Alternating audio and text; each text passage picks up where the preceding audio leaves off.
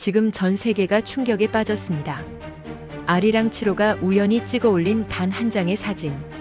그 사진 속에는 지도에도 없는 일본의 비밀 섬이 있었고 지하에는 정체불명의 거대한 공간이 포착됐습니다. 미국은 우린 이런 시설이 있는지도 몰랐다고 했고 중국은 한국이 본 건 표면일 뿐이라며 더 큰 의혹을 흘렸습니다. 18초 만에 기자회견을 끝낸 일본 총리는 결국 침묵했고 국제사회는 한국 편에 서기 시작했습니다. 도대체 그 섬 아래엔 무엇이 있었던 걸까요? 지금부터 숨겨진 진실을 공개합니다. 구독과 좋아요 눌러주세요. 그날 새벽 한국의 위성 아리랑 7호가 일본이 14년간 숨겨온 비밀 시설을 우연히 촬영해버렸습니다. 그리고 그 한 장의 사진이 동아시아 전체를 뒤흔드는 도화선이 되었죠. 저는 데니얼 하워드입니다. 미국 국방부 산하 우주감시국에서 23년간 위성 정보 분석을 담당해왔어요. 냉전 시대 소련의 핵시설도 추적했고 이라크 전쟁 당시 숨겨진 벙커들도 찾아냈습니다. 제국의 흥망성쇠를 지켜봤고 역사가 바뀌는 순간들을 기록해왔죠. 하지만 그날 새벽에 벌어진 일만큼 저를 충격에 빠뜨린 사건은 없었어요. 그날 새벽 저는 워싱턴 DC의 우주감시국 본부에서 야간 근무를 서고 있었습니다. 평범한 밤이었어요. 모니터에는 전 세계 동맹국 위성들의 실시간 데이터가 흘러가고 있었고 저는 커피를 마시며 루틴한 점검을 하고 있었죠. 그런데 새벽 3시 22분 국제우주정보공유센터 서버에서 이상한 데이터 패킷이 자동 동기화되기 시작했습니다. 한국의 아리랑 7호가 보낸 자료였어요. 처음에는 별 생각 없이 지나치려 했습니다. 한국 위성은 늘 정확하고 깔끔한 데이터를 보내니까요. 그런데 좌표를 확인하는 순간 저는 커피잔을 내려놓을 수밖에 없었습니다. 촬영 지점이 정기 모니터링 구역이 아니었거든요. 일본 열도 북동쪽 끝, 지도에도 제대로 표시되지 않은 작은 무인도가 화면에 떠 있었습니다. 한국 대전에 위치한 항공우주연구원 위성운영센터에서도 같은 시각 분석팀이 긴급 소집되었습니다. 당직 근무자 박준호 연구원이 모니터에 뜬 낯선 이미지를 처음 발견했다고 해요. 그는 처음에 시스템 오류인 줄 알았답니다. 정기 촬영 구역도 아닌 좌표에서 데이터가 들어왔으니까요. 아리랑 7호의 자동 궤도 보정 시스템에서 미세한 오류가 발생했던 겁니다. 고도 조정 과정에서 플러스 마이너스 0.1도의 흔들림이 생겼고 그 순간 카메라가 엉뚱한 좌표를 향해 셔터를 눌러버린 거죠. 박 연구원이 동료에게 말했습니다. 여긴 정기 촬영 구역이 아닌데 좌표가 왜 여기로 튄 거지? 누군가는 이걸 단순한 기계적 실수라고 말할 수도 있을 겁니다. 하지만 저는 23년간 이 일을 해오면서 배운 게 있어요. 우연은 때때로 역사를 바꾸는 진실을 드러낸다는 것 말이죠. 10분 만에 분석팀 전원이 모니터 앞에 모였습니다. 그들이 본 것은 일본 혼슈 북동쪽 끝에 위치한 작은 섬의 위성 사진이었어요. 공식 지도에는 이름조차 없는 면적 0.3제곱킬로미터의 암초 같은 무인도였죠. 처음에는 아무 문제가 없어 보였습니다. 바위와 해조류 그리고 파도에 깎인 절벽들. 전형적인 북태평양 무인도의 모습이었어요. 그런데 팀장 김수진 박사가 확대 필터를 적용하는 순간 분위기가 완전히 달라졌습니다. 섬 중앙부에서 42m 길이의 직선 구조물이 선명하게 드러났거든요. 자연에서 저런 완벽한 직선은 절대 만들어지지 않습니다. 파도도 바람도 화산 활동도 저렇게 정교한 선을 만들 수 없어요. 주변 지형은 자연적인 절벽이었지만 저 직선만큼은 분명히 인공적이었죠. 김 박사가 즉시 분광 분석을 지시했고 결과는 더욱 충격적이었습니다. 반사값이 공업용 금속과 일치했어요. 일반적인 암석이나 토양에서는 절대 나올 수 없는 수치였죠. 그녀가 조용히 말했습니다. 이건 파도나 바람이 만들 수 있는 모양이 아닙니다. 누군가가 저 외딴 무인도에 인공 구조물을 세워놓은 게 분명했어요. 연구원들 사이에서 웅성거림이 퍼졌습니다. 대체 저기에 뭐가 있는 거지? 왜 지도에도 없는 섬에 저런 시설이 있는 거야? 호기심과 불안이 뒤섞인 분위기였죠. 하지만 진짜 충격은 그 다음이었어요. 분석팀이 적외선 채널 데이터를 열었을 때 모두가 말문이 막혀버렸습니다. 지표 아래에서 열이 올라오고 있었거든요. 온도는 섭씨 28도에서 34도 사이를 오르내리고 있었는데 이건 자연적인 온천 패턴과는 완전히 달랐습니다. 온천은 일정한 온도를 유지하거나 서서히 변하지만 이 열원은 주기적으로 맥동하고 있었어요. 마치 거대한 기계가 돌아가는 것처럼 말이죠. 김수진 박사가 조용히 말했습니다. 저온도 범위와 주기적인 변화, 이건 기계가 작동할 때 나타나는 전형적인 패턴이라고요. 연구원들의 얼굴이 하나둘 창백해지기 시작했습니다. 일본 영토 내에 정체불명의 지하시설이 존재한다는 뜻이었으니까요. 그때 분석실 모니터 상단에 붉은 경고창이 떴습니다.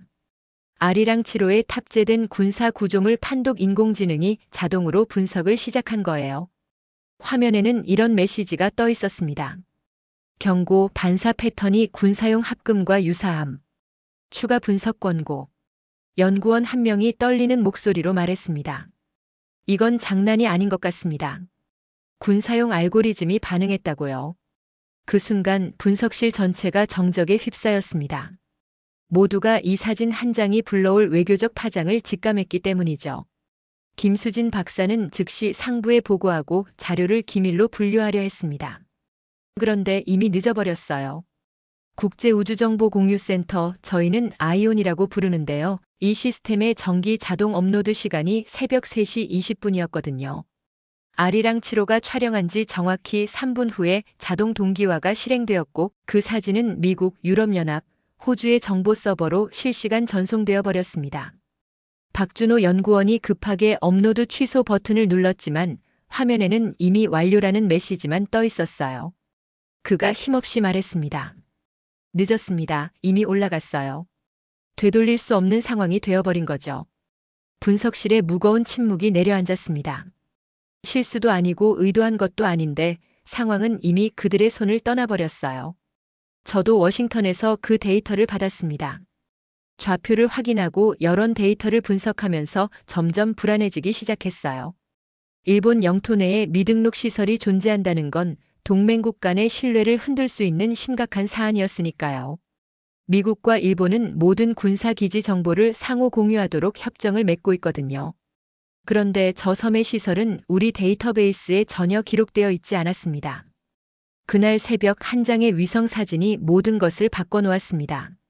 아리랑 7호의 작은 궤도 오류가 14년간 감춰져 있던 진실의 문을 열어젖힌 거예요. 바로 그때였습니다.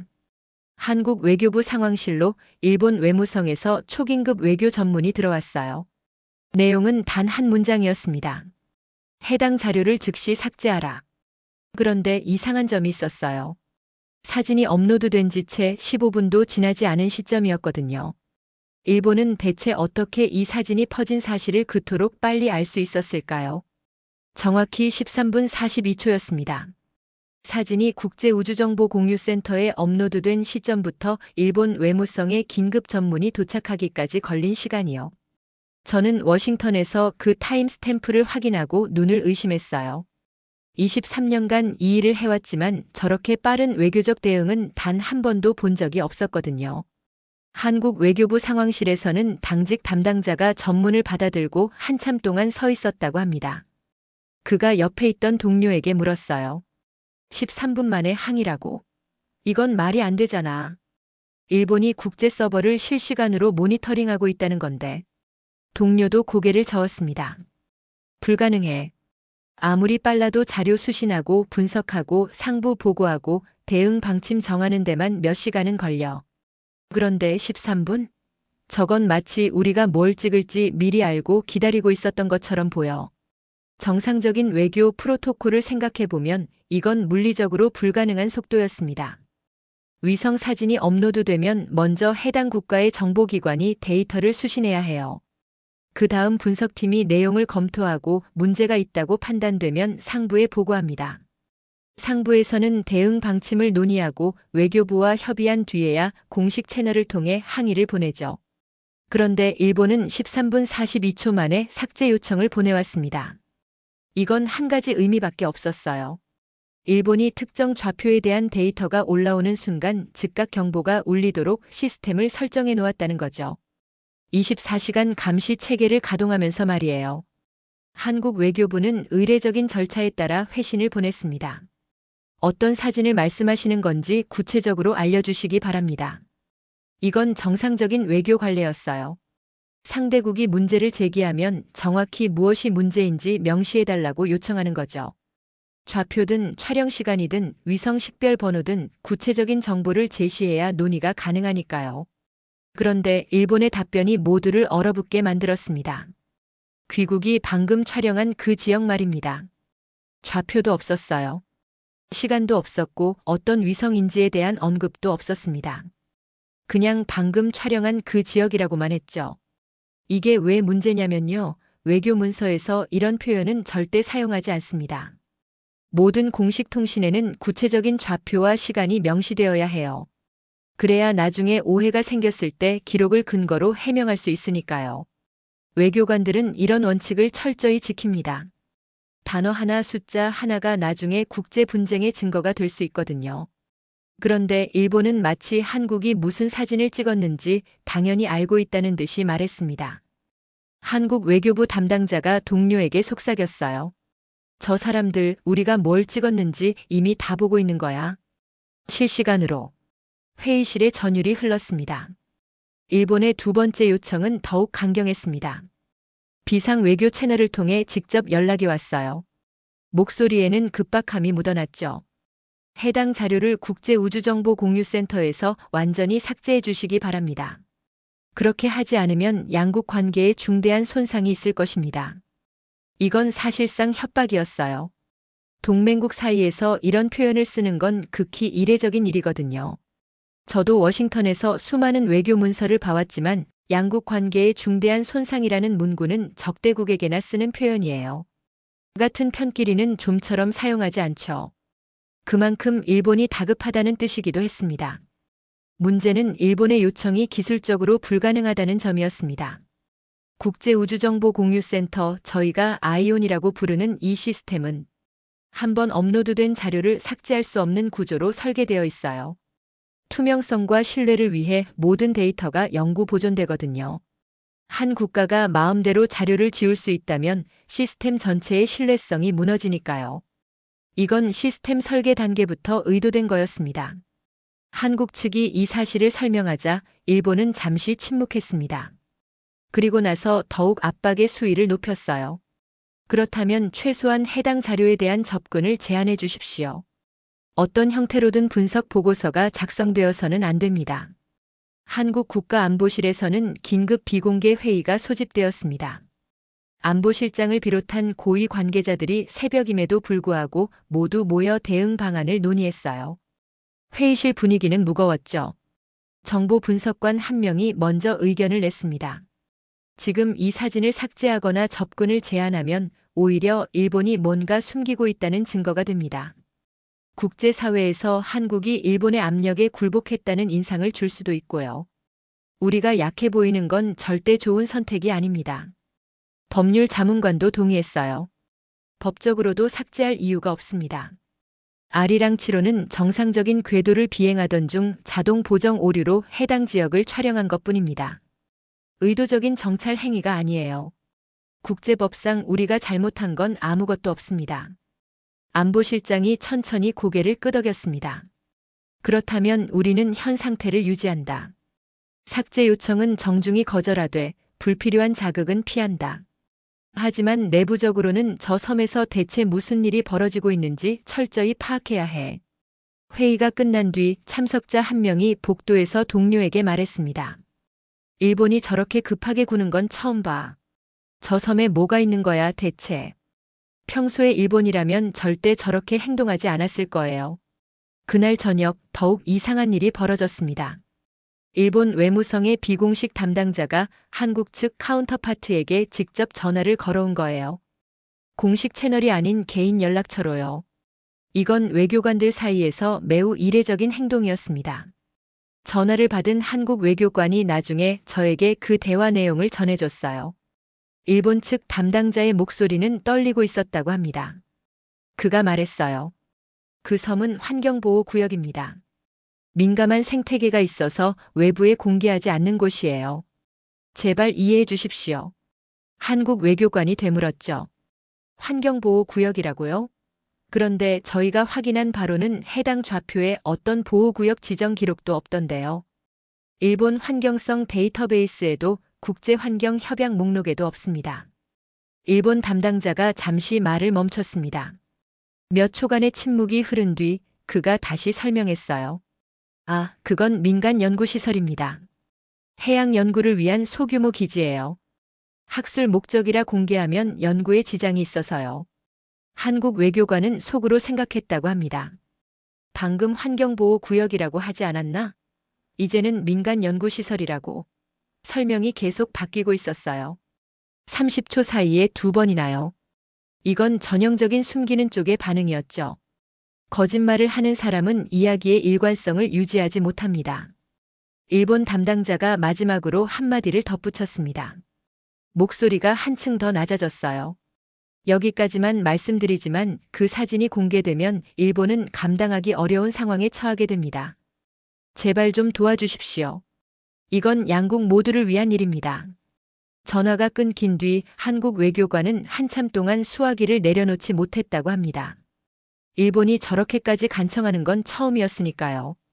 평소 일본 외교관들은 냉정하고 절제된 태도로 유명합니다. 그런 그들이 거의 애원에 가까운 말투를 쓰고 있었어요. 저는 워싱턴에서 이 모든 상황을 종합하면서 점점 확신이 굳어졌습니다. 일본은 단순히 창피한 일을 숨기려는 게 아니에요. 저 섬에는 절대로 들키면 안 되는 무언가가 있는 겁니다. 환경보호구역도 아니고 민간 연구시설도 아닌 무언가요.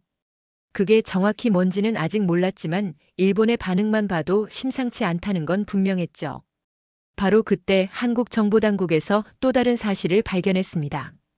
아리랑 7호가 그 섬을 촬영하던 바로 그 시각, 일본 해안경비청 소속 순시선 한 척이 섬 주변 해역에 있었어요. 위성 사진을 정밀 분석한 결과 그 배의 항적이 화면 구석에 함께 찍혀 있었던 겁니다. 그런데 그 항적이 이상했습니다. 순시선은 섬을 중심으로 반경 2km 원을 그리며 계속 돌고 있었어요. 새벽 3시예요. 아무도 살지 않는 무인도 주위를 빙빙 돌면서 말이죠.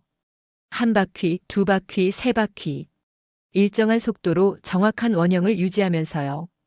이건 일반적인 해안 경비 패턴이 아닙니다. 군사작전에서 특정 구역의 접근을 통제할 때 사용하는 전형적인 감시 패턴이에요. 저도 이라크와 아프가니스탄에서 미군이 이런 패턴을 사용하는 걸 수없이 봤습니다. 일본은 왜 새벽 3시에 무인도 주위를 원형으로 순찰하고 있었을까요? 그날 오전 9시 12분, 제가 직접 한국 국가안보실에 1급 비밀 전문을 보냈습니다. 23년간 이 일을 하면서 동맹국에 이런 종류의 문서를 보낸 건 손에 꼽을 정도예요. 내용은 단 2문장이었습니다. 일본 북동부 해당 좌표 지역에 군 시설 없음으로 기록됨. 귀측 위성 자료 공유 요청. 한국 안보실에서는 이 전문을 받고 술렁였다고 합니다. 미국이 먼저 연락을 해왔다는 것 자체가 이례적이었거든요. 보통은 한국 측에서 요청을 하면 미국이 검토 후 답변하는 방식이에요. 그런데 이번에는 미국이 먼저 손을 내밀었습니다. 그것도 새벽에 업로드된 자료를 확인하고 불과 몇 시간 만에요. 참모 한 명이 물었습니다. 미국이 왜 이렇게 빨리 반응하는 거죠? 무슨 문제라도 있는 건가요? 안보실장이 전문을 다시 읽으며 대답했어요. 문제가 있으니까 연락한 거겠지. 그런데 이상해. 미국은 일본의 모든 군사시설을 알고 있을 텐데 왜 우리한테 자료 공유를 요청하는 거야? 그 질문에 대한 답은 곧 밝혀졌습니다. 미국도 저 섬에 대해 아무것도 모르고 있었거든요. 오후 2시 한미 군사정보공유센터 긴급 화상회의가 열렸습니다. 저는 워싱턴에서 직접 브리핑을 진행했어요. 화면 저편에는 한국 국가안보실과 국방부 관계자들이 앉아 있었죠. 분위기는 무거웠습니다. 저는 단도직입적으로 말했어요. 여러분도 아시다시피 미국과 일본은 상호방위 조약에 따라 모든 군사시설과 반군사시설의 정보를 GPS 레벨에서 공유합니다. 위치뿐 아니라 규모, 용도, 배치 인원까지 상세하게요. 이건 동맹의 기본이에요. 화면 속 한국 참모들이 고개를 끄덕였습니다. 누구나 아는 사실이었으니까요. 미일 동맹은 아시아 태평양 안보의 근간이고 그만큼 정보 공유도 철저하게 이루어지고 있었죠. 제가 다음 문장을 말하는 순간 회의실 분위기가 얼어붙었습니다. 그런데 아리랑 7호가 촬영한 저 섬은 우리 기록에서 완전히 비어 있습니다. 좌표를 입력하면 아무것도 뜨지 않아요. 마치 그 구역 자체가 존재하지 않는 것처럼요. 한국 분석관 한 명이 믿을 수 없다는 표정으로 물었습니다. 빈칸이라고요? 좌표 자체가요? 일본 영토 한가운데인데 어떻게 기록이 없을 수가 있죠? 저는 천천히 대답했어요. 네, 존재하지 않는 구역으로 분류됩니다. 솔직히 저도 처음 봤을 때 시스템 오류인 줄 알았습니다. 그래서 직접 데이터베이스를 3번이나 확인했어요. 결과는 같았습니다. 해당 좌표에 대한 일본 측 정보 제공 기록이 전무합니다. 회의실에 무거운 침묵이 흘렀습니다. 이게 무슨 의미인지 모두가 알고 있었거든요. 일본이 가장 가까운 동맹국인 미국에게조차 숨긴 시설이 있다는 뜻이었죠. 저는 추가 조사 결과를 공유했습니다. 우리 분석팀이 과거 12년간 해당 지역을 촬영한 미국 위성 사진 48장을 전수 조사했어요. 상업용 위성, 군사용 위성, 기상 위성까지 모두 포함해서요. 결과가 어땠는지 아십니까? 한국 측 참모들이 긴장한 표정으로 화면을 응시했습니다. 48장 전부 이상 없음으로 분류되어 있었습니다. 12년 동안 단 한 번도 저 섬에서 이상 징후가 포착된 적이 없어요. 그런데 한국의 아리랑 7호는 단번에 42m 구조물과 지하 열원을 찍어냈죠. 이게 말이 된다고 생각하십니까? 한국 분석관이 조심스럽게 물었어요. 혹시 미국 위성의 해상도 문제는 아닐까요? 아리랑 7호가 더 정밀해서 잡아낸 걸 수도 있잖아요. 저는 고개를 저었습니다. 그럴 리가 없습니다. 우리 군사 위성의 해상도는 아리랑 7호보다 높아요. 0.1m급까지 식별 가능합니다. 42m짜리 구조물을 놓칠 수가 없어요. 그런데 왜 우리 위성에는 안 찍혔을까요? 제가 화면에 분석 자료를 띄웠습니다. 정밀 조사 결과 해당 구역 상공에서 특이한 전자기 패턴이 발견되었습니다. 특정 주파수 대역의 신호가 간헐적으로 방출되고 있었어요. 이건 위성 촬영을 방해하는 전자전 장비의 특성과 일치합니다. 회의실이 다시 술렁였습니다. 한국 안보실장이 물었어요. 그러니까 일본이 의도적으로 미국 위성을 속여왔다는 겁니까? 저는 잠시 말을 멈췄다가 대답했습니다. 누가 의도적으로 우리 눈을 가린 겁니다. 12년 동안이나요. 한국 위성이 우연히 촬영한 건 그들의 전자방해 시스템이 커버하지 못한 각도였던 것 같습니다. 아리랑 7호의 궤도 오류가 오히려 진실을 드러낸 셈이죠. 회의가 진행되는 동안 저는 별도로 일본 방위성에 공식 질의를 보냈습니다. 동맹국 간의 정보 공유 협정에 따라 해당 좌표의 시설에 대한 설명을 요청한다는 내용이었죠. 평소라면 30분 이내에 회신이 옵니다. 그게 미일 동맹의 프로토콜이에요. 긴급 사안일수록 더 빠르게 대응하죠. 그런데 1시간이 지나도 답이 없었습니다. 2시간, 3시간이 지나도 마찬가지였어요. 저는 점점 불안해지기 시작했습니다. 일본이 미국의 공식 질의에 이렇게 오래 침묵하는 건 처음이었거든요. 5시간이 지나서야 일본 방위성에서 회신이 왔습니다. 그런데 내용은 답변이 아니었어요. 내부 검토 중입니다. 그 짧은 문장 하나가 전부였습니다. 저는 그 회신을 보고 책상을 쳤어요. 내부 검토 중이라고? 동맹국이 정식으로 질의했는데 고작 이게 답이야? 23년간 미일 관계를 지켜봤지만 일본이 이렇게 무례하게 대응한 적은 없었습니다. 그들은 뭔가를 숨기고 있었고 시간을 벌려고 하고 있었어요. 한국 측에도 이 상황을 공유했습니다. 안보실장이 한숨을 쉬며 말했어요. 미국한테도 저렇게 나오는 거면 우리한테는 앞으로 뭐라고 할지 뻔하네요. 일본은 끝까지 버틸 생각인가 봅니다. 저녁 무렵 저는 한국 국가안보실과 2차 브리핑을 진행했습니다. 이번에는 우리 분석팀의 최종 결론을 공유하기 위해서였죠. 화면에 여러 장의 분석 자료를 띄우며 설명을 시작했습니다. 아리랑 7호가 촬영한 열원 패턴과 구조물 형태를 종합 분석한 결과 몇 가지 결론에 도달했습니다. 첫째, 해당 구조물은 지상시설이 아니라 지하형 경납고일 가능성이 높습니다. 42m 직선 구조물은 경납고 입구로 추정됩니다. 한국 측 분석관이 메모를 하며 물었어요. 지하 경납고라면 뭘 보관하는 거죠? 저는 다음 자료를 띄웠습니다. 여론 패턴을 분석해 보니 일반적인 발전 시설이나 난방 시스템과는 전혀 다른 특성을 보입니다. 주기적인 맥동, 온도 변화폭, 지속 시간 등을 종합하면 엔진 테스트 패턴과 가장 유사해요. 특히 해상 무인정에 사용되는 특수 엔진의 시험 가동 패턴과 거의 일치합니다. 회의실이 다시 긴장으로 가득 찼습니다. 무인정이라면 군사 장비 아닙니까? 한국 안보실장이 물었어요. 그렇습니다. 저는 고개를 끄덕였어요. 더 놀라운 건 시설의 규모입니다. 위성 사진에서 확인된 구조물 크기와 여론 분포 범위를 계산해 보면 이 시설을 건설하는데 최소 700억에서 1000억 엔이 투자되었을 겁니다. 한화로 약 7천억에서 1조 원 규모예요. 이건 소규모 연구시설 수준이 아닙니다. 저는 마지막으로 한마디를 덧붙였습니다. 일본이 이런 규모의 시설을 10년 넘게 숨겨왔다면 이건 단순한 외교 문제가 아닙니다. 지역 안정성 전체가 흔들릴 수 있는 사안이에요. 미일 동맹의 신뢰 기반 자체가 의심받게 됩니다. 화면 속 한국 참모들의 표정이 굳어졌습니다. 이제 이 사건이 어디까지 번질 수 있는지 모두가 실감하고 있었어요. 브리핑이 끝난 직후 한국항공우주연구원에서 긴급 연락이 왔습니다. 김수진 박사팀이 아리랑 7호 데이터를 추가 분석하던 중 새로운 발견을 했다는 거예요. 처음 분석할 때는 일반 광학 채널과 적외선 채널만 확인했는데 이번에는 두 번째 분광 채널 데이터를 정밀 처리했다고 합니다. 지표 투과 분석이 가능한 특수 채널이었죠.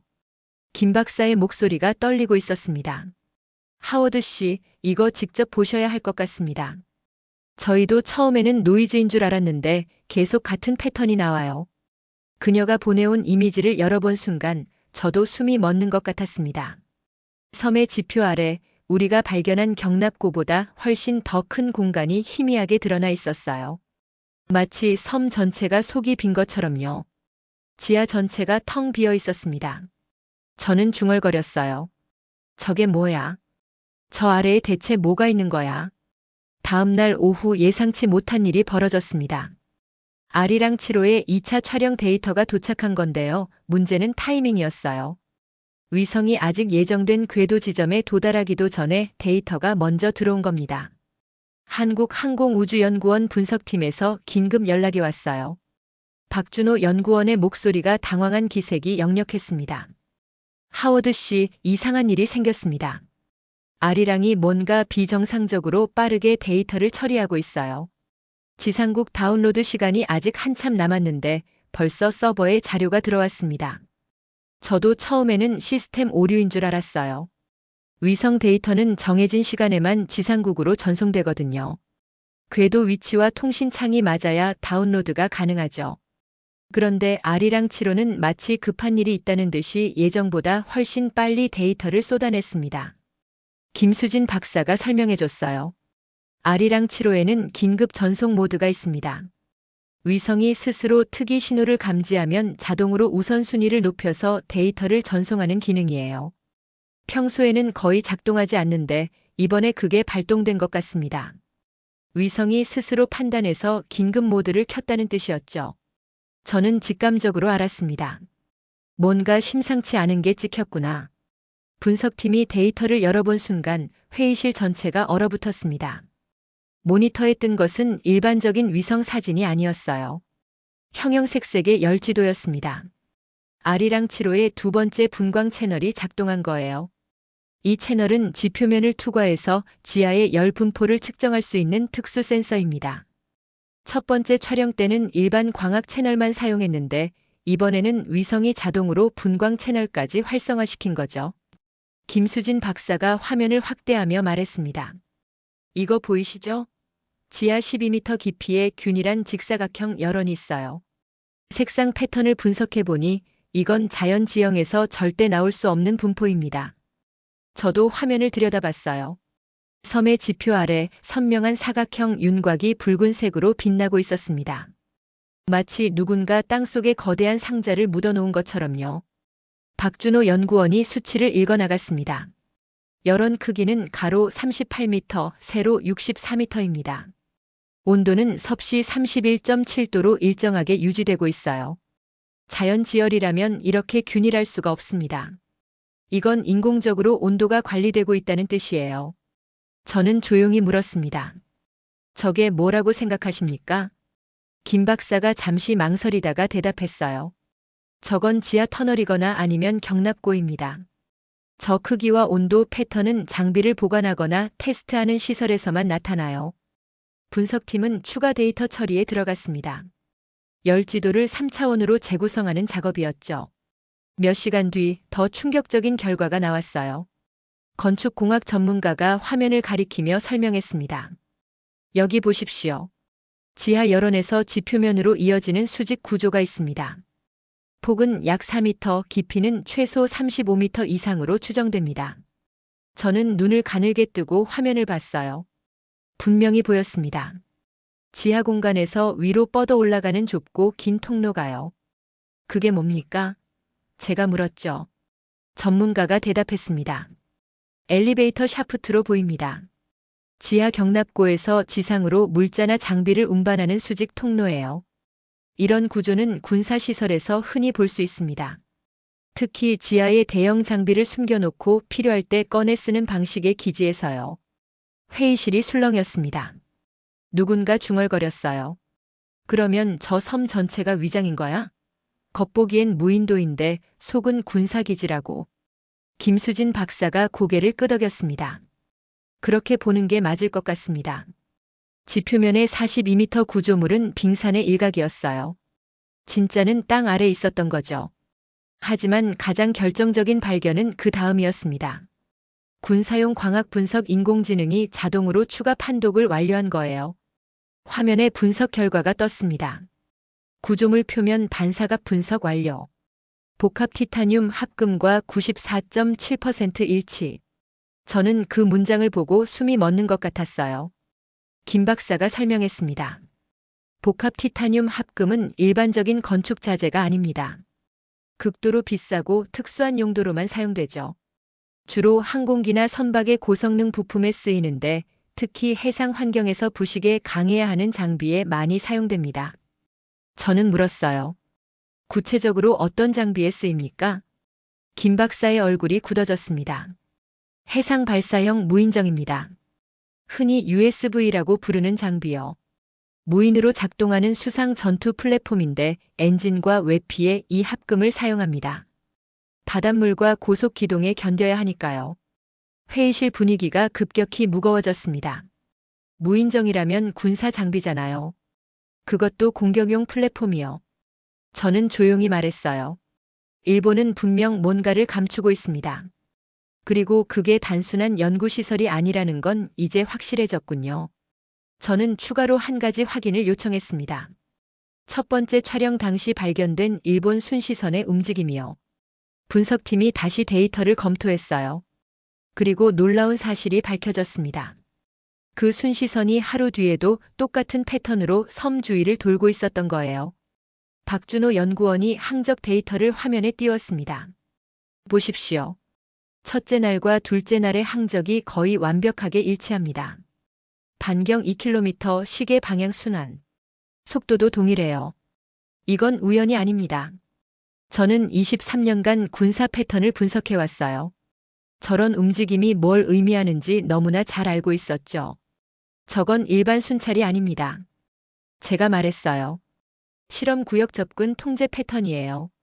군사작전에서 특정 구역을 외부로부터 차단할 때 쓰는 방식이죠. 민간 선박이 접근하지 못하게 막으면서 동시에 내부 활동을 은폐하는 겁니다. 김수진 박사가 한숨을 쉬었습니다. 그러면 일본은 저 섬에서 정기적으로 뭔가를 테스트하고 있다는 건가요? 저는 고개를 끄덕였어요. 그렇게 보는 게 맞을 겁니다. 지하 경납고에서 장비를 꺼내고 순시선으로 구역을 통제하고 테스트가 끝나면 다시 숨기는 거죠. 새벽 시간대를 택한 것도 위성 감시를 피하려는 의도일 겁니다. 모든 분석 결과가 종합되자 저는 한국 국가안보실에 2차 브리핑을 요청했습니다. 화면에 지금까지 확보한 증거들을 하나씩 띄우며 설명했어요. 첫째, 지하 12m의 가로 38m, 세로 64m의 인공 구조물이 존재합니다. 둘째, 깊이 35m 이상의 수직 통로가 지상과 연결되어 있습니다. 셋째, 구조물 표면이 해상 무인정용 복합 티타늄 합금과 일치합니다. 넷째, 일본 순시선이 체계적으로 해당 구역을 통제하고 있습니다. 안보실장이 무거운 표정으로 물었어요. 결론이 뭡니까? 저는 잠시 말을 멈췄다가 대답했습니다. 일본이 이 시설을 10년 넘게 숨겨왔다면 이건 단순한 국방 프로젝트가 아닙니다. 국제 협약을 위반했을 가능성이 높아요. 특히 무인 공격 플랫폼 개발이라면 지역 안보 균형 전체를 흔들 수 있는 사안입니다. 회의실에 무거운 침묵이 흘렀습니다. 모두가 이 사건의 무게를 실감하고 있었어요. 그때였습니다. 안보실 참모 한 명이 화면을 유심히 보다가 창백한 얼굴로 말했어요. 잠깐만요. 이 설계 패턴 어디서 많이 봤는데요. 모두의 시선이 그에게로 향했습니다. 그가 떨리는 목소리로 이어갔어요. 이거 일본이 20년 전에 폐기했다고 주장한 무기 체계와 똑같습니다. 한국과 미국 사이에서 비공식 협의가 이어지던 그때 일본이 예상치 못한 행동을 했습니다. 총리가 직접 기자회견을 연다는 공지가 전국 방송으로 나간 거예요. 저는 워싱턴에서 그 소식을 듣고 의아했습니다. 통상적으로 외교 관련 사안은 외무상이 발표하거든요. 총리가 직접 나서는 경우는 극히 드물어요. 전쟁 선포나 국가 비상사태 수준의 중대 발표가 아니면 총리실에서 직접 브리핑하는 일은 거의 없죠. 오전 10시 31분 일본 총리실에서 긴급 공지가 나갔습니다. 다카이치 사나에 총리가 직접 발표할 긴급 사안이 있다는 내용이었어요. 한국 국가안보실에서도 즉시 모니터링에 들어갔고 저도 실시간 중계를 지켜봤습니다. 안보실장이 참모들에게 물었어요. 총리가 직접 나선다고. 이건 뭔가 크게 터지려는 신호 아닌가? 참모 한 명이 대답했죠. 아마 우리가 확보한 지하 경납고 증거가 언론에 새어나갈 조짐을 감지한 것 같습니다. 선제적으로 입장을 정리하려는 거겠죠. 하지만 그 예상은 완전히 빗나갔습니다. 일본 총리가 보여준 것은 입장 정리가 아니었어요. 그건 붕괴의 시작이었죠. 기자회견장 분위기는 처음부터 이상했습니다. 도쿄 총리 관저 앞에 모인 기자들의 영상을 보면서 저도 뭔가 심상치 않다는 걸 느꼈어요. 회견장 양쪽에 일본 경시청 소속 경호 요원들이 빽빽하게 서 있었거든요. 보통 외교 관련 브리핑에서는 이 정도 경계 태세를 갖추지 않습니다. 기자들 사이에서 웅성거림이 퍼졌어요. 테러 위협이라도 있는 거야? 왜 경호가 저렇게 삼엄해? 한 기자가 동료에게 속삭이는 게 마이크에 잡혔습니다. 저거 봐, 저건 국가 비상사태 수준이야. 총리가 뭔가 엄청난 걸 발표하려나 봐. 저도 같은 생각이었어요. 경호 수준만 봐도 일본 정부가 얼마나 긴장하고 있는지 알 수 있었거든요. 무언가 큰일이 터질 거라는 예감이 들었죠. 한국 안보실에서도 긴장감이 감돌았습니다. 모든 참모들이 화면에 시선을 고정한 채 숨을 죽이고 있었어요. 일본이 어떤 카드를 꺼낼지 아무도 예측할 수 없었거든요. 오전 11시 정각 다카이치 사나의 총리가 회견장에 등장했습니다. 그런데 그녀의 모습을 보는 순간 저는 뭔가 잘못됐다는 걸 직감했어요. 총리의 얼굴이 창백했습니다.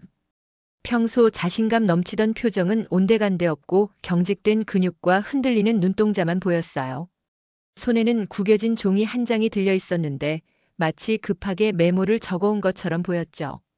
그녀가 단상으로 걸어가는 동안 회견장은 완전한 정적에 휩싸였습니다. 기자들도 뭔가 이상하다는 걸 느꼈어요. 평소 당당하게 걸음을 옮기던 총리가 마치 처형장으로 향하는 사람처럼 무거운 발걸음을 옮기고 있었으니까요. 총리가 마이크 앞에 섰습니다. 잠시 침묵이 흐른 뒤 그녀가 입을 열었어요. 목소리는 단호하려고 애썼지만 미세한 떨림이 느껴졌습니다. 일부 보도에 언급된 해당 지역 시설에 대해 일본 정부는 거기까지였어요. 그녀가 말을 멈췄습니다. 모든 기자들이 다음 문장을 기다렸죠. 저도 화면에 얼굴을 바짝 들이밀었어요. 그런데 총리의 입에서 나온 다음 문장은 충격 그 자체였습니다. 더 이상의 질문에는 답할 수 없습니다. 그게 전부였어요. 총리는 손에 들고 있던 구겨진 종이를 접어들더니 그대로 단상에서 내려왔습니다. 기자들이 일제히 손을 들고 질문을 쏟아냈지만 그녀는 뒤도 돌아보지 않았어요. 총리님, 저 시설이 뭡니까? 한국 위성이 찍은 게 사실입니까? 왜 대답을 안 하시는 겁니까? 기자들의 고함이 회견장을 가득 채웠지만 다카이치 총리는 이미 출구로 향하고 있었습니다. 경호원들이 재빠르게 그녀를 둘러싸고 회견장 밖으로 빠져나갔어요. 전체 시간 18초였습니다. 저는 타이머를 확인하고 믿을 수가 없었어요. 국가 원수가 긴급 기자회견을 열어놓고 18초 만에 도망치듯 퇴장하다니요. 23년간 국제 정치를 지켜봤지만 이런 광경은 처음이었습니다. 한국 안보실에서도 모두가 할 말을 잃었어요. 안보실장이 중얼거렸습니다. 저게 뭐야? 저건 기자회견이 아니라 도주잖아. 일본 회견장은 순식간에 아수라장이 되었습니다. 기자들이 분노에 찬 목소리로 소리쳤어요. 이건 회피다. 뭔가 있다. 국민에게 설명할 의무가 있잖아. 몇몇 기자들은 총리를 쫓아 출구로 달려갔지만 경호원들에게 막혔습니다. 회견장 밖에서는 취재진들이 뒤늦게 도착해서 무슨 일이냐고 물어댔죠. 선배 기자 한 명이 대답했어요. 총리가 18초 만에 도망갔어. 한마디도 제대로 안 하고. 그 소식은 삽시간에 일본 전역으로 퍼졌습니다. SNS에서는 실시간 검색어 1위에 18초 기자회견이 올랐어요. 사람들의 반응은 분노와 당혹감으로 가득했죠. 대체 뭘 숨기길래 저러는 거야? 총리가 국민을 무시하는 거 아니야? 일본 야당은 즉각 공격에 나섰습니다. 제1야당 대표가 긴급 기자회견을 열고 말했어요. 정부가 무언가를 은폐하고 있다면 그 책임은 전적으로 총리에게 있습니다. 군사시설 불법 구축 의혹에 대해 국회 차원의 조사가 필요합니다. 일본 언론들도 일제히 비판적인 헤드라인을 쏟아냈어요. 18초 침묵, 일본이 숨기는 무엇인가? 한국 위성이 폭로한 금지된 섬. 총리의 도주, 국민에 대한 모독. 저는 그 광경을 지켜보면서 생각했습니다. 일본 정부가 스스로 위기의 문을 열어버렸구나. 침묵으로 넘기려 했던 게 오히려 모든 것을 폭발시켜버린 거예요. 일본 국내 정치가 혼란에 빠진 사이 한국 국가안보실에 또 다른 연락이 왔습니다. 미국 NSC에서 보낸 긴급 전문이었어요. 저도 동시에 같은 내용을 받았습니다. 전문을 읽는 순간 손이 떨렸어요. 우리가 다시 분석한 결과 그 섬 아래 열흐름 패턴이 무기 생산시설과 일치합니다. 한국은 이 사실을 국제사회에 공유할 준비가 되어 있습니까? 무기 생산시설이라고요. 저는 그 단어를 몇 번이나 다시 읽었습니다. 지금까지는 경납고 테스트 시설 정도로 추정했는데 NSC 분석팀은 한 단계 더 나아간 결론을 내린 거였어요. 일본이 저 섬에서 실제로 무기를 만들고 있다는 뜻이었죠. 한국 안보실장이 참모들에게 물었습니다. 어떻게 해야 하지? 이걸 공개하면 동북아 전체가 뒤집힐 텐데. 참모 한 명이 대답했어요. 하지만 숨기면 우리도 공범이 되는 겁니다. 일본의 불법 행위를 알면서도 묵인했다는 비난을 받게 돼요. 회의실에 무거운 침묵이 흘렀습니다. 모두가 이 결정의 무게를 알고 있었거든요. 공개하면 한일 관계는 돌이킬 수 없는 상태가 될 거예요. 하지만 공개하지 않으면 국제 안보 질서가 흔들리는 걸 방치하는 셈이었죠. 그런데 바로 그때 예상치 못한 일이 벌어졌습니다. 한국 정보당국에서 긴급 보고가 올라왔어요. 일본 내부에서 누군가가 자료를 흘리기 시작했다는 내용이었습니다. 담당관이 설명했습니다. 일본의 익명 내부 고발자가 해외 언론에 접촉한 것 같습니다. 아직 기사화되지는 않았지만 BBC와 로이터 통신이 확인 취재를 시작했다는 정보가 있어요. 저는 그 말을 듣고 상황이 완전히 새로운 국면으로 접어들었다는 걸 깨달았습니다. 한국이 공개하느냐 마느냐의 문제가 아니었어요. 이미 일본 내부에서 진실이 새어나가기 시작한 거였죠. 안보실장이 한숨을 쉬며 말했습니다. 일본 정부가 18초 만에 도망친 이유를 이제 알겠군. 저들도 내부에서 뭔가 터질 걸 알고 있었던 거야. 저는 조용히 고개를 끄덕였어요. 다카이치 총리의 창백한 얼굴이 떠올랐습니다. 그녀는 이미 알고 있었던 거예요. 숨길 수 없다는 것을. 하지만 인정할 수도 없었던 거죠. 그래서 18초 만에 도망친 거였습니다. 이제 문제는 누가 먼저 진실을 말하느냐였어요. 한국이 먼저 공개할 것인가, 아니면 일본 내부 고발자의 폭로가 먼저 터질 것인가. 일본 총리의 18초 기자회견은 상황을 진정시키기는커녕 오히려 국제사회를 더 크게 자극해버렸습니다. 전 세계가 일본을 향해 질문을 던지기 시작했어요. 대체 뭘 숨기고 있는 거냐고요. 새벽 4시 46분 한국 국가안보실에 미국 NSC의 2차 전문이 도착했습니다. 저도 동시에 같은 내용을 받았어요. 전문을 읽는 순간 저는 이 사건이 완전히 새로운 차원으로 넘어갔다는 걸 깨달았습니다. 한국이 확보한 분광 채널 자료를 EU 및 나토와 공유해도 되는가? 공식 요청함. 저는 그 문장을 몇 번이나 다시 읽었어요. 미국이 다른 동맹국들과 공동 검증을 요청하는 건 극히 이례적인 일이거든요.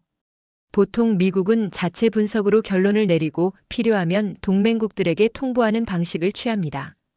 그런데 이번에는 달랐어요. 미국조차 혼자 감당하기 어려운 사안이라고 판단한 거죠. 한국 안보실장이 참모들에게 말했습니다. 미국이 유럽까지 끌어들이려 한다는 건 이게 더 이상 동북아 문제가 아니라는 뜻이야. 국제 안보 사안으로 격상된 거지. 한국 정부는 자료 공유를 승인했습니다. 어차피 숨길 이유도 없었고 국제사회의 검증을 받는 게 오히려 한국의 입장을 강화시킬 거라고 판단했거든요. 그렇게 아리랑치로의 분석 자료가 대서양을 건너 유럽으로 전송되었습니다. 유럽의 반응은 예상보다 훨씬 빨랐습니다.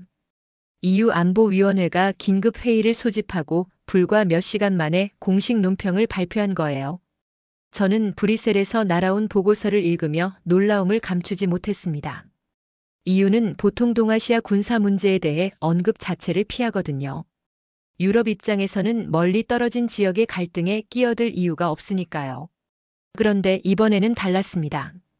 EU 안보위원회의 공식 논평은 이랬어요. 한국의 위성 분석은 일관되고 과학적이며 독립적 검증 결과 신뢰할 수 있는 것으로 판단된다. 반면 일본의 설명 부재는 심각한 우려를 낳고 있다. 관련 당사국들의 투명한 해명을 촉구한다. 외교적 언어로 포장되어 있었지만 그 의미는 분명했습니다. 유럽이 한국의 손을 들어준 거예요. 그것도 공개적으로요. 한국 외교부에서는 환호성이 터져나왔다고 합니다. 담당관 한 명이 말했어요. EU가 우리 편을 들다니 이건 역사적인 순간입니다. 일본 외교 당국은 지금쯤 패닉 상태일 거예요. 실제로 그랬습니다. 일본 외무성에서는 EU 논평이 발표되자마자 긴급 대응 회의가 소집되었다는 정보가 들어왔어요. 하지만 그들이 할 수 있는 건 아무것도 없었죠. 침묵으로 일관해온 대가를 치르기 시작한 거였습니다. 더 큰 충격은 유엔에서 왔습니다. 유엔 군축국이 한국 외교부에 비공식 메일을 보내온 거예요. 저는 그 내용을 전달받고 의자에서 벌떡 일어났습니다. 23년간 이 일을 해왔지만 유엔 군축국이 이렇게 빠르게 움직이는 건 처음 봤거든요.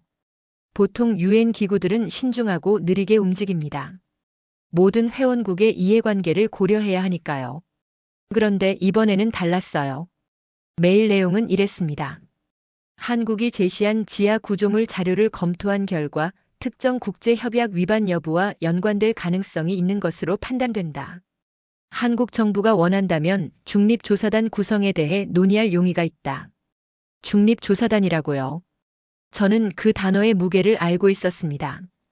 유엔이 조사단을 파견한다는 건 해당 국가가 국제규범을 위반했을 가능성을 공식적으로 인정한다는 뜻이에요. 일본 입장에서는 최악의 시나리오였죠. 한국 외교부 내부에서는 긴장 속에서도 확실한 우위를 확보했다는 분위기가 퍼졌습니다. 담당관이 말했어요. 일본은 이제 숨기면 숨길수록 더 커지는 구조에 갇혔습니다. 침묵해도 의심받고 말해도 거짓말이 들통날 테니까요. 그런데 바로 그때 예상치 못한 곳에서 결정적인 자료가 날아왔습니다.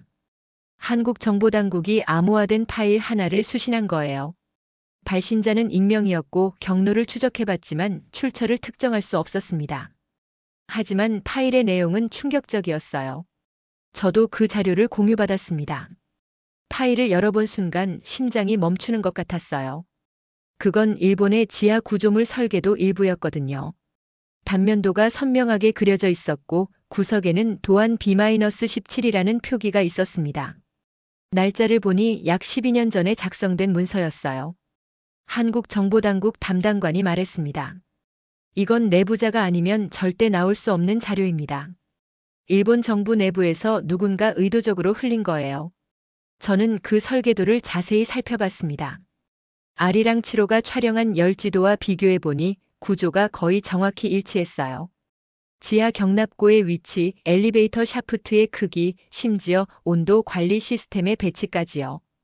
이건 우리의 분석이 맞았다는 결정적인 증거였습니다. 동시에 일본 내부에서 균열이 시작되었다는 신호이기도 했어요. 누군가 더 이상 침묵을 견디지 못하고 진실을 세상에 알리기로 결심한 거죠. 국제 언론들도 일제히 이 사건을 보도하기 시작했습니다. BBC, CNN, AFP, 로이터 통신까지 모든 주요 매체가 헤드라인을 쏟아냈어요. 한국 위성이 비밀 시설을 폭로하다. 증거가 쌓이는데 일본은 왜 침묵하는가? 지하 구조물, 국제협약 위반 우려 제기. 흥미로운 건 일본 NHK의 반응이었어요. 일본 국영방송은 이 사건을 거의 보도하지 않았습니다. 다른 나라 언론들이 톱뉴스로 다루는 동안 NHK는 마치 아무 일도 없다는 듯이 일상적인 뉴스만 내보냈죠. 하지만 그 침묵이 오히려 의심을 키웠습니다. 뭔가 숨기고 있다는 인상을 더 강하게 준 거예요. 한국 외교부는 이 상황에서 절제된 대응을 선택했습니다. 공식 브리핑에서 대변인이 단 한 문장만 발표했어요. 우리는 사실만 제시할 뿐입니다. 저는 그 전략이 탁월하다고 생각했습니다. 흥분하거나 공격적으로 나가는 대신 차분하게 증거만 내놓는 거죠. 시끄럽게 떠드는 일본 정부와 대비되면서 한국의 신뢰도가 더 높아지는 효과가 있었어요. 국제 여론은 확실히 한국 쪽으로 기울고 있었습니다. 일본은 점점 고립되어 가고 있었죠. 하지만 모든 국가가 한국 편을 든 건 아니었습니다. 바로 그때 중국이 예상 밖의 움직임을 보였어요. 베이징에서 긴급 외교부 브리핑이 열렸다는 소식이 들려왔습니다. 저는 즉시 중계 화면을 켰어요. 중국 외교부 대변인이 단상에 섰습니다. 그의 표정은 평소와 달리 굳어 있었어요. 그가 입을 열었습니다. 한국이 공개한 위성 사진에 대해 중국 정부의 입장을 밝히겠습니다. 저는 화면에 집중했어요. 중국이 어느 쪽 편을 들 것인가? 한국을 지지할 것인가 아니면 일본을 감쌀 것인가? 그런데 대변인의 다음 말은 모두의 예상을 완전히 벗어났습니다. 우리는 해당 시설의 존재를 이미 8개월 전부터 알고 있었습니다. 회의실 전체가 얼어붙었어요. 뭐라고요? 8개월 전부터요? 대변인이 말을 이었습니다. 그리고 한 가지 더 말씀드리겠습니다. 일본의 해당 활동은 결코 단독으로 이루어진 것이 아닙니다. 저는 그 말을 듣고 머리가 하얘졌습니다. 단독이 아니라고요? 그럼 누가 일본과 함께 했다는 건가요? 한국 안보실에서도 워싱턴에서도 도쿄에서도 같은 질문이 터져 나왔을 겁니다. 중국은 대체 무슨 뜻으로 이런 말을 한 걸까요? 일본의 배후에 누가 있다는 건가요? 중국 외교부 대변인의 발언은 전 세계를 충격에 빠뜨렸습니다. 8개월 전부터 알고 있었다고요? 그리고 일본이 단독으로 한 게 아니라고요? 저는 워싱턴에서 베이징 기자회견 중계를 지켜보며 머리가 복잡해졌어요. 중국이 왜 지금 이 타이밍에 끼어드는 걸까요? 한국 편을 드는 건가요? 아니면 다른 속셈이 있는 건가요? 기자회견장에서 한 기자가 손을 들었습니다. 중국 정부는 한국의 위성 자료가 정확하다고 보십니까? 대변인이 잠시 뜸을 들이다가 대답했어요. 한국 위성 자료는 우리가 보유한 기록과 상당 부분 일치합니다. 그 한마디에 회견장이 술렁였습니다. 중국이 한국의 분석을 공식적으로 인정한 거나 다름없었거든요. 일본 입장에서는 최악의 상황이었죠. 미국과 유럽에 이어 중국까지 한국의 손을 들어준 셈이니까요. 한국 안보실에서도 놀라움이 퍼졌습니다. 참모 한 명이 말했어요. 중국이 우리 편을 들다니 이건 예상 못했습니다. 무슨 의도일까요? 저도 같은 의문을 품고 있었어요. 중국은 절대 공짜로 움직이는 나라가 아니거든요. 분명 뭔가 계산이 있을 거였습니다. 기자회견은 계속되었습니다. 다른 기자가 질문했어요. 일본이 해당 시설을 단독으로 운영한 것입니까? 대변인의 표정이 미묘하게 변했습니다. 그가 천천히 입을 열었어요. 그렇게 단순하지 않습니다. 회견장에 정적이 흘렀습니다. 기자들이 서로 얼굴을 쳐다봤어요. 단순하지 않다는 게 무슨 뜻이죠? 누군가 일본을 도왔다는 건가요? 대변인은 더 이상 설명하지 않았습니다. 다음 질문으로 넘어가겠습니다. 그 한마디로 화제를 돌려버렸죠. 하지만 모든 사람의 머릿속에는 같은 질문이 맴돌았어요. 일본의 배후에 누가 있는 거지? 저는 그 장면을 보면서 소름이 돋았습니다. 중국은 분명히 뭔가를 알고 있었어요. 하지만 전부 말하지 않았죠. 일부러 의문만 던지고 빠진 거예요. 전형적인 중국식 정보전이었습니다. 한국 안보실장이 중얼거렸어요. 중국이 떡밥을 던졌군. 우리가 물어야 할지 말아야 할지 모르겠네. 그런데 몇 시간 뒤 예상치 못한 경로로 추가 정보가 도착했습니다. 한국 국가정보원의 특별 라인으로 중국 국가안전부에서 문서를 보내온 거예요. 저도 그 내용을 공유받았습니다. 파일을 열어보는 순간 저는 의자에서 벌떡 일어났어요. 중국이 가지고 있던 정보는 우리가 상상한 것 이상이었거든요. 문서에 따르면 중국은 8개월 전부터 일본 북동부 해역에서 정체불명의 전자파를 지속적으로 포착하고 있었습니다. 신호의 특성을 분석한 결과 지하 설비에서 발생하는 것으로 의심되었다고 해요. 중국 정찰 위성과 전자신호 분석팀이 몇 달간 추적했지만 정확한 위치를 특정하지 못했답니다. 그 이유가 흥미로웠어요. 일본 방위성이 특수 전파 은폐 기술을 사용하고 있었거든요. 중국과 러시아의 정찰망을 교란시키는 첨단 시스템이었죠. 한국 정보당국 담당관이 말했습니다. 이 전파 은폐 기술은 일본 단독으로 개발할 수 없는 수준입니다. 최소 10년 이상의 연구와 막대한 예산이 필요해요. 누군가 기술을 제공했거나 공동 개발했을 가능성이 높습니다. 저는 그 말을 듣고 퍼즐 조각이 맞춰지는 느낌을 받았어요. 일본 뒤에 또 다른 기술 공급자가 있다는 거죠. 그게 누구일까요? 머릿속에서 여러 가능성이 스쳐 지나갔습니다. 한국 국가안보실에서 긴급 전략회의가 소집되었습니다. 저도 화상으로 참여했어요. 안건은 단 하나였죠. 중국은 왜 지금 이 정보를 공개한 걸까요? 분석관들이 돌아가며 의견을 냈습니다. 한 명이 말했어요. 중국은 일본이 자기들 몰래 이런 대규모 군사 프로젝트를 진행한 것에 분노하고 있을 겁니다. 동북아에서 중국 모르게 뭔가 진행되는 건 중국 입장에서 용납할 수 없는 일이니까요. 다른 분석관이 덧붙였습니다. 동시에 한국, 미국, EU가 한 목소리를 내는 상황도 경계하고 있을 거예요. 서방 진영이 단결하면 중국의 지역 영향력이 축소되니까요. 저는 그 분석에 동의했어요. 중국은 복잡한 계산을 하고 있었던 겁니다. 일본을 공격하면서도 한미 동맹이 너무 강해지는 건 막고 싶었던 거죠. 안보실장이 결론을 내렸습니다. 그러니까 중국은 일본을 살리려는 게 아니라 일본을 더 깊이 눌러버리려는 거군요. 일본이 고립되면 중국의 협상력이 올라가니까. 우리를 돕는 척하면서 자기들 이익을 챙기는 거야. 저는 고개를 끄덕였어요. 국제 정치의 냉혹한 현실이었죠. 누구도 순수한 선의로 움직이지 않습니다. 모두 자국의 이익을 위해 계산하고 있었어요. 하지만 중국이 보내온 두 번째 자료는 모든 계산을 잊게 만들었습니다. 해저 음파 데이터였어요. 중국 해군은 동중국해와 서태평양의 광범위한 해저 청음기 네트워크를 운용하고 있습니다. 수중 음향 장비로 잠수함 움직임이나 해저 활동을 감시하는 시스템이죠. 그 청음기 중 하나가 문제의 섬 근처 해역에서 이상한 신호를 포착했다고 해요. 파일을 열어보니 규칙적인 진동 패턴이 기록되어 있었습니다. 주파수와 진폭을 분석한 결과 대형 엔진 테스트와 정확히 일치했어요. 그것도 일반 선박 엔진이 아니라 해상 무인정에 사용되는 특수 엔진의 시험 가동 패턴이었죠. 더 충격적인 건 시간대였습니다.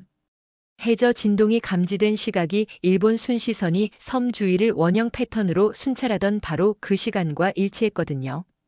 한국 분석관이 떨리는 목소리로 말했어요. 위성 사진, 열지도, 설계도, 그리고 이제 해저 음파까지.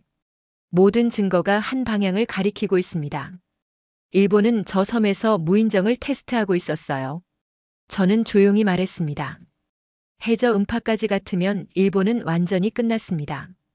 더 이상 부정할 수 있는 게 없어요.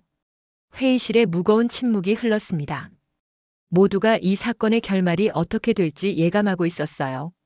그런데 바로 그때 중국 외교부에서 추가 발표가 있었습니다. 대변인이 다시 브리핑룸에 나타난 거예요. 저는 급하게 중계 화면을 켰습니다.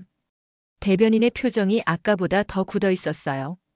그가 천천히 입을 열었습니다. 마지막으로 한 가지만 더 말씀드리겠습니다. 회견장이 조용해졌어요. 모든 기자들이 숨을 죽이고 있었죠. 대변인이 말을 이었습니다. 한국이 가진 것은 단지 표면일 뿐입니다. 우리는 그 섬 아래 더 깊은 구조를 알고 있습니다. 저는 그 말을 듣고 심장이 멎는 것 같았어요. 더 깊은 구조라고요?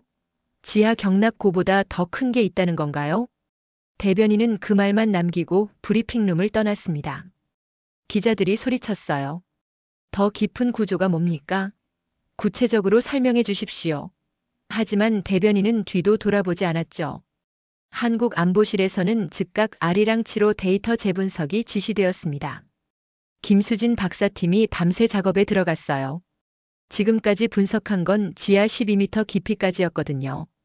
더 깊은 층 위에 데이터가 있는지 확인해야 했습니다. 저도 워싱턴에서 초조하게 결과를 기다렸어요. 중국이 허풍을 친 걸까요? 아니면 정말 뭔가 더 있는 걸까요?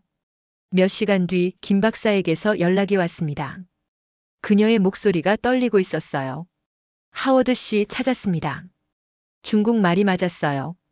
경납고 아래에 또 다른 공간이 있습니다. 그리고 그 크기가 우리가 지금까지 본 것의 2배입니다. 새벽 2시 10분 한국항공우주연구원 연구동에는 아직 불이 꺼지지 않았습니다. 김수진 박사팀이 밤새 아리랑치로 데이터를 재분석하고 있었거든요. 중국이 남긴 단서 때문이었죠. 더 깊은 구조가 있다는 그 말이 계속 머릿속을 맴돌았어요. 저도 워싱턴에서 실시간으로 분석 상황을 모니터링하고 있었습니다. 김 박사팀은 이번에 다른 방식을 시도했어요. 역투과 분석법이라는 기술이었죠. 지하에서 올라오는 열 패턴을 역으로 계산해서 더 깊은 층 위의 구조를 추정하는 방법이에요. 0.3m급 영상 데이터와 2단계 분광 투과 계산, 그리고 열변이 역산법을 결합했습니다. 복잡한 알고리즘이 돌아가는 동안 연구원들은 숨을 죽이고 모니터를 응시했어요. 그리고 결과가 나왔습니다. 김수진 박사의 목소리가 떨렸어요. 잠깐, 이게 뭐지? 지하에 2층째가 있습니다. 그 크기가 말이 안 돼요. 저는 화면에 뜬 이미지를 보고 숨이 멎는 것 같았습니다. 우리가 처음 발견한 경납고 아래에 훨씬 더 큰 빈 공간이 존재했거든요. 형태는 반원형돔 구조였어요. 마치 거대한 지하 경기장 같았죠. 분석 결과가 국제조사단에 공유되었습니다. 미국, EU, 유엔에서 파견된 전문가들이 함께 치수를 측정했어요. 결과는 상상을 초월했습니다. 가로 120m, 세로 90m, 높이 38m. 저는 그 숫자를 몇 번이나 다시 확인했어요. 상부에 있는 경납고의 2배가 넘는 규모였거든요. 축구장 하나가 통째로 들어가고도 남을 크기였죠. 국제조사단의 미국 측 전문가가 말했습니다. 이건 단순한 저장 시설이 아닙니다. 이 규모면 뭔가를 조립할 수 있는 공간이에요. 대형 장비를 만들거나 아니면 여러 개의 장비를 동시에 작업할 수 있는 시설이죠. EU 측 분석관이 덧붙였어요. 38m 높이라면 상당한 크기의 구조물도 세울 수 있습니다. 무인정 정도가 아니라 훨씬 더 큰 플랫폼도 가능해요.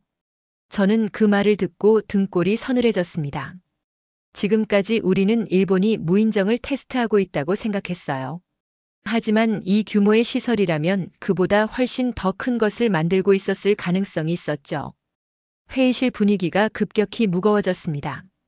모두가 같은 생각을 하고 있었어요. 이건 우리가 상상한 것보다 훨씬 심각한 사안이었습니다. 중국이 제공한 해저 음파 데이터와 한국의 열지도를 대조한 결과 더 충격적인 사실이 드러났습니다.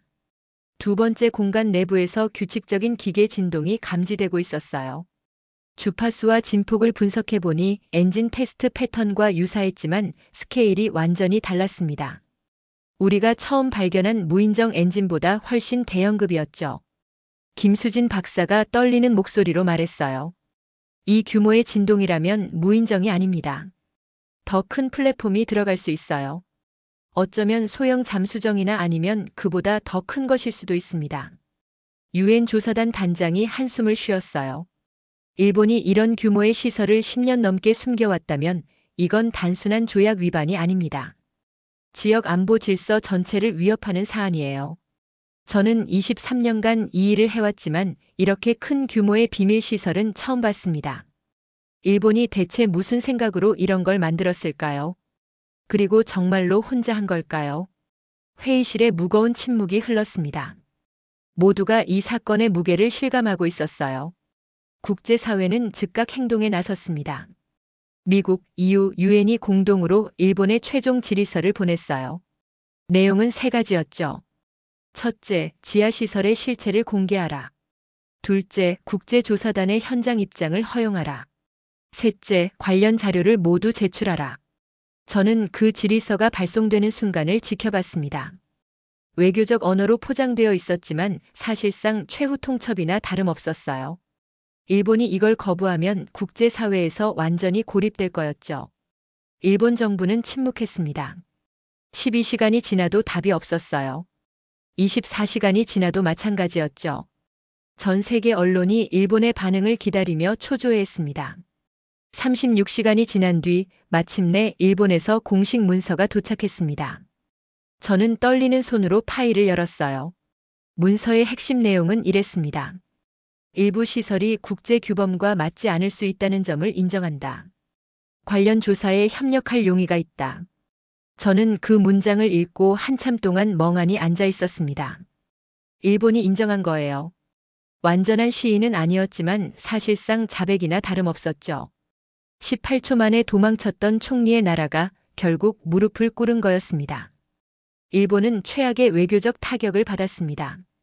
국제사회의 신뢰를 완전히 잃었고 동맹국들과의 관계도 금이 가버렸죠. 모든 사건이 일단락되던 날 한국 외교부에서 국제기자회견이 열렸습니다. 전 세계 언론이 한국의 입장을 듣기 위해 모여들었어요. 저도 그 회견을 지켜봤습니다. 한국 외교부 대변인이 단상에 섰어요. 그의 표정은 차분했고 목소리는 침착했습니다. 승리자의 오만함 같은 건 전혀 느껴지지 않았죠. 대변인이 입을 열었습니다. 이번 사안에 대해 대한민국 정부의 입장을 말씀드리겠습니다. 기자들이 숨을 죽였어요. 일본을 강하게 비난할 거라고 예상한 사람들도 있었죠. 하지만 대변인의 말은 모두의 예상을 벗어났습니다. 우리는 어느 나라를 향한 처벌보다 더 안전한 동아시아를 만드는 데 집중하겠습니다. 국경도 섬도 바다도 결국 지켜야 할 것은 평화입니다.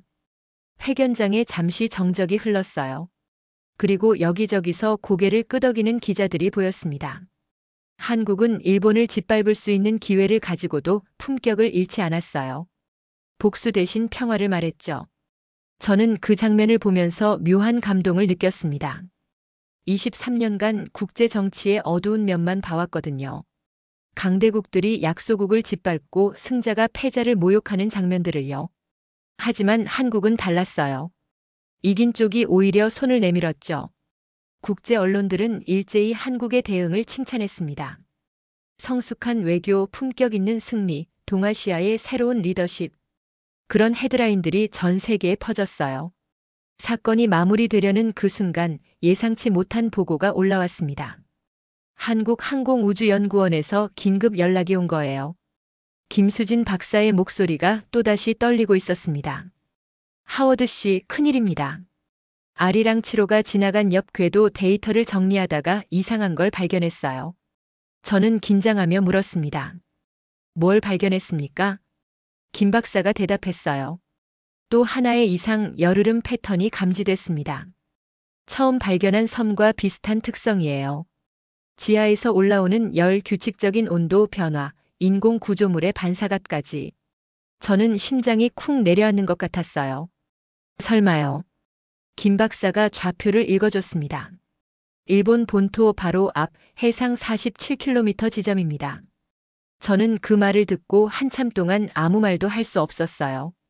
해상 47km라면 거의 일본령의 안쪽이었거든요. 분석관 한 명이 조용히 물었습니다. 설마 두 번째 섬이 있는 겁니까? 아무도 대답하지 못했어요. 하지만 모두가 알고 있었죠. 이 사건은 아직 끝나지 않았다는 걸요. 저는 창밖을 바라보며 생각했습니다. 우리가 발견한 건 빙산의 일각이었을지도 모릅니다. 일본이 숨기고 있는 비밀은 어쩌면 우리가 상상하는 것보다 훨씬 더 클지도 몰라요. 동아시아의 바다 아래에는 아직 드러나지 않은 진실이 잠들어 있었습니다.